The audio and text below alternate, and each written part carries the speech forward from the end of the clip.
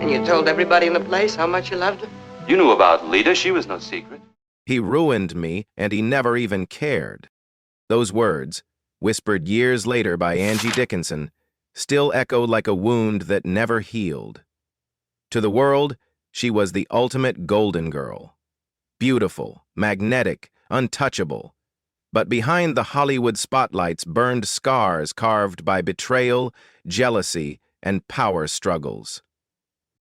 Why did Angie Dickinson, adored by millions, keep a secret list of men she despised? What happened on those sets and in those late-night phone calls that still haunt her legacy today? And why did these conflicts, some buried for decades, threaten to unravel the glamorous life she fought so hard to build?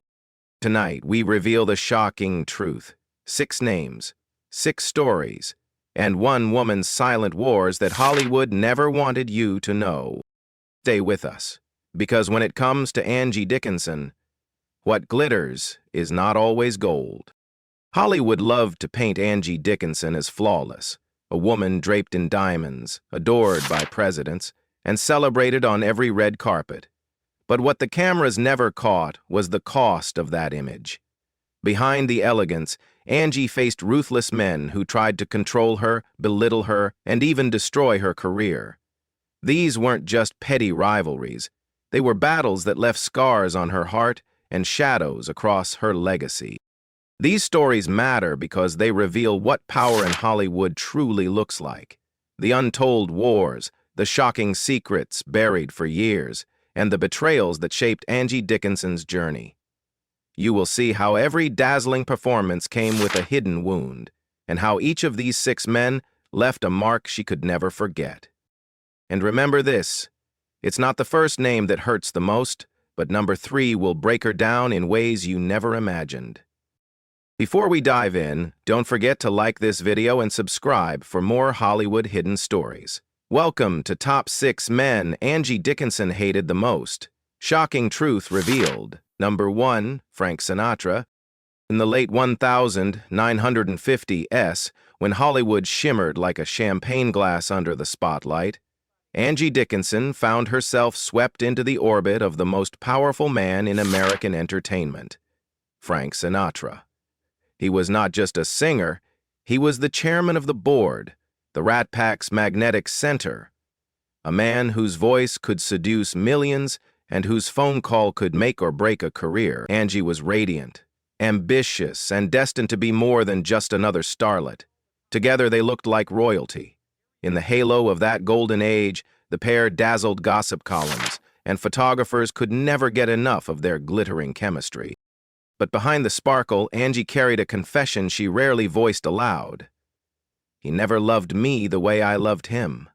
To him, I was always replaceable. Those words, whispered decades later, revealed the wounds carved by her turbulent relationship with Sinatra. For years, she was caught in his world of glamour, indulgence, and danger. A world where loyalty was conditional and affection often laced with cruelty. The main conflict between them was control. Sinatra, adored by the world, demanded devotion in private. He was possessive, jealous, and dismissive of Angie's need to grow as an actress. On the set of Ocean's 11, insiders say he often made jokes at her expense, telling friends she was just the pretty distraction. Angie smiled through the lines, but the sting of his words followed her off set. His world didn't allow room for her dreams. Only his. The shocking detail came one night in Las Vegas. Angie had been offered a leading role in a prestigious drama, a project that could have redefined her career. But before she could even respond, Sinatra allegedly made the call himself, to the producer, to the studio, to everyone who mattered. Witnesses later claimed he said she was too fragile for the pressure, and the part vanished. To Angie, it was not just professional sabotage, it was betrayal from the man she trusted most. That evening, at a Rat Pack after-party, Sinatra toasted with a smile while Angie sat silent, knowing her chance at reinvention had been stolen by the man sitting beside her. The consequences were devastating. Sinatra moved on easily, with another woman on his arm and another song at the top of the charts. Angie, meanwhile, was left carrying the weight of a love that was both intoxicating and destructive. Her career stalled in the shadows of glamour roles, while her ambition to be seen as a serious actress was repeatedly dismissed. The betrayal lingered for decades, coloring the way she viewed not only Sinatra, but the men of Hollywood who wielded power like a weapon. She forgave the love, a close friend would later say, but she never forgave the humiliation. And so, Frank Sinatra, the man who once promised her the world, became the first name on Angie Dickinson's hidden list of men she hated most. Number 2, Dean Martin. In the early 1960s, when Las Vegas glittered like a jewel in the desert, Angie Dickinson often stood beside the Rat Pack, that infamous brotherhood of swaggering men who seemed untouchable. Among them was Dean Martin, smooth, charismatic, the man whose voice could croon a lullaby one moment and disarm an entire room with a joke the next. To the outside world, Dean and Angie looked like kindred spirits, sharing stages, parties, and laughter that seemed endless. Under the halo of the Rat Pack's reign, they embodied the glamour of an era when every night felt like a show and every friendship looked golden. But Angie later admitted in private, "He laughed with me, but never took me seriously." Those words carried the sting of a woman who felt diminished by a man the world adored. Dean's humor, though beloved by millions, could cut deep when it was directed at Angie.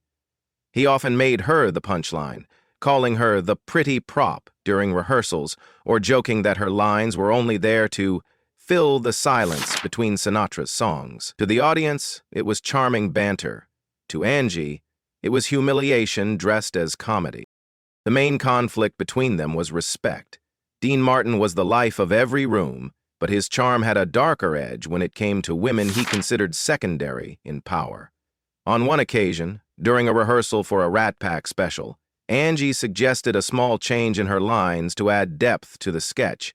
Dean laughed, waved his hand, and said in front of the crew, "Save the serious stuff for the men, sweetheart." The room erupted in laughter, but Angie felt the floor collapse beneath her. That moment wasn't just a joke. It was a reminder of the glass ceiling she could never crack. The shocking detail came one night after a performance in Las Vegas. Backstage, Angie overheard Dean speaking with another entertainer. He reportedly said, "She's great for the photos, but I wouldn't trust her with a real role." The words hit her like a knife, not only because they dismissed her talent, but because they came from someone she considered a friend. For Angie, betrayal didn't always come wrapped in romance. It sometimes came disguised as camaraderie. The consequences stretched far beyond bruised feelings. Hollywood was an echo chamber, and Dean Martin's words carried weight. After that night, offers for serious roles dwindled, as producers began to see Angie through the lens Dean had painted. Glamorous but not substantial, the irony was painful. While Dean was celebrated for his carefree persona, Angie's depth was buried under the shadow of his offhand jokes. Personally, she grew more guarded, less willing to trust the men who claimed to be her allies. The Rat Pack had embraced her as their girl, but never as their equal. She adored the laughter, one insider later revealed, but she hated the way it erased her. And that is why Dean Martin, the King of Cool, became the second name on Angie Dickinson's hidden list of men she hated most. Number 3, John Wayne. In the mid-1960s, Angie Dickinson found herself cast alongside one of the most towering figures in American cinema, John Wayne. To the world, he was Duke, the symbol of rugged masculinity, a man whose slow drawl and commanding presence made him a legend. For Angie, starring next to John Wayne seemed like a career triumph. The halo of his name promised prestige, visibility, and respect. To share the screen with him was, in theory, to stand shoulder to shoulder with greatness. But privately, Angie would later confess to a close friend, "He treated me like I was furniture on his set. Not a partner, not an actress, just decoration." Those words revealed the bitter undercurrent beneath their professional collaboration. The main conflict was power. John Wayne was not only the star, he was the authority on set. Directors deferred to him, producers bent around him, and co-stars rarely challenged his dominance. Angie entered this world with optimism, eager to prove she could match his gravitas. Instead, she found herself sidelined. During filming, Wayne reportedly dismissed her suggestions outright, once telling her bluntly, "You're here to look good. Let me handle the rest." For Angie, those words were a slap in the face, a denial of her artistry. The shocking detail came during a pivotal scene. Angie, determined to add emotional depth, delivered her lines with intensity that caught even the crew's attention. But Wayne cut her mid-performer, booming across the set. "Cut the dramatics, sweetheart. This ain't your picture." The crew laughed nervously, cameras stopped rolling, and Angie was left frozen, humiliated under the hot lights. Later that evening, a stagehand recalled seeing her retreat alone to her dressing room, her eyes red from tears she refused to shed in public. The consequences were lasting. Hollywood, already reluctant to give women serious dramatic roles, now saw Angie through the lens of Wayne's dismissal. An actress good for glamour, but not gravitas. For her, the wound went deeper. It was not just about being belittled, but about being silenced in front of an entire crew. She carried the sting of that humiliation long after the film wrapped, confessing later that Wayne's shadow smothered more than just her performance, it smothered her confidence. She forgave the movie, one confidant revealed, but she never forgave the way he erased her. And that is how John Wayne, Hollywood's towering cowboy, became the third name on Angie Dickinson's hidden list of men she hated most. Take a breath. If these hidden scars of Hollywood still hold you, tap like and subscribe so you never miss the next untold story. Share in the comments which betrayal has shocked you most so far. But don't look away. The next name isn't just a feud. It's a heartbreak that shattered Angie's world more deeply than any co-star ever could. Number 4. Burt Bacharach. By the late 1960s, Angie Dickinson was no longer just Hollywood's golden girl. She was a woman in love, ready to build a life away from the constant glare of studio lights. Burt Bacharach, the brilliant composer behind countless timeless hits, seemed like the answer. He was sophisticated, admired worldwide, and carried the aura of a genius. To outsiders, their marriage looked like a fairy tale, beauty and brilliance united, a glamorous couple destined to last. In the halo of that union, Angie seemed to have finally found both love and stability.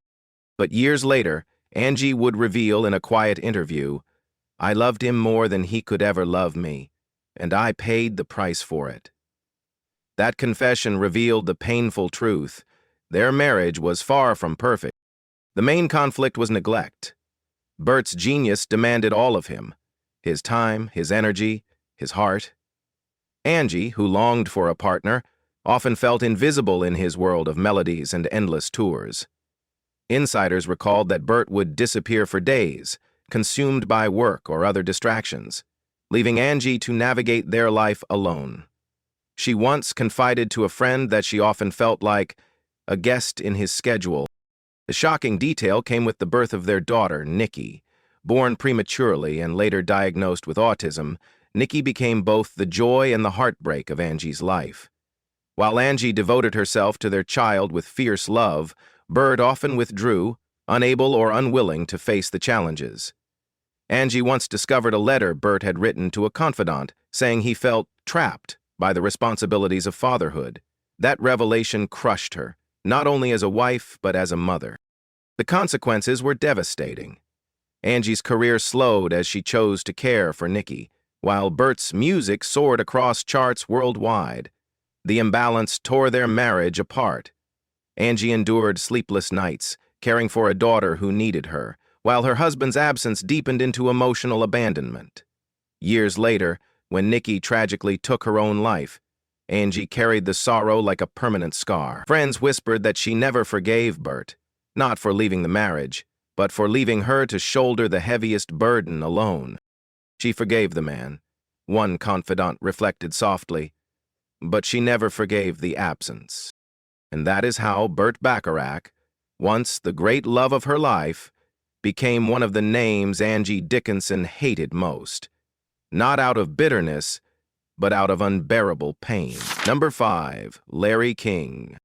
By the late 1980s and 1990s, Angie Dickinson was already a living legend.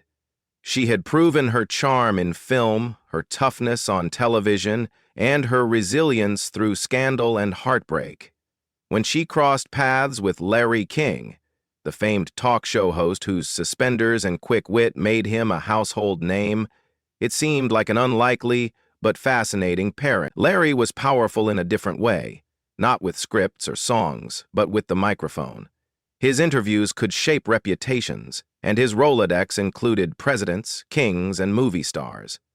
To many, the idea of Larry King and Angie Dickinson together was unexpected, even entertaining. The halo around their rumored romance sparkled with curiosity. But Angie would later shrug it off with a cutting remark, "He wasn't my type, not even close." Behind her polite dismissal lay irritation that went deeper than a simple mismatch. The main conflict was exposure. Larry King thrived on being the center of attention, on spinning stories that made headlines. Angie, who had fought all her life to control her narrative, resented how Larry blurred the line between private and public. Insiders recalled that Larry would casually joke on air about their supposed connection, painting Angie as his favorite Hollywood fling. She never laughed. To her, those quips weren't charming, they were humiliating. The shocking detail came during one of Larry's shows, when he hinted to an audience that Angie had once considered marrying him. The crowd chuckled and Larry leaned back with his trademark grin. But Angie, watching from home, was furious. Friends later said she picked up the phone and shouted, "That's a lie, Larry! Don't you ever put words in my mouth again!" For her, the betrayal wasn't in exaggeration, it was in using her name as a punchline without her consent. The consequences were personal more than professional. While Larry enjoyed the publicity, Angie's reputation was once again tied to a narrative she didn't control. For a woman who had endured decades of being dismissed, controlled, or overshadowed by men, Larry's casual treatment of her private life was a bitter reminder of the old wounds she thought she had buried. It reinforced her belief that men in power, whether actors, musicians, or broadcasters, saw her more as a story to tell than a human being with dignity. She forgave the rumor, a close friend later remarked, but she never forgave the disrespect.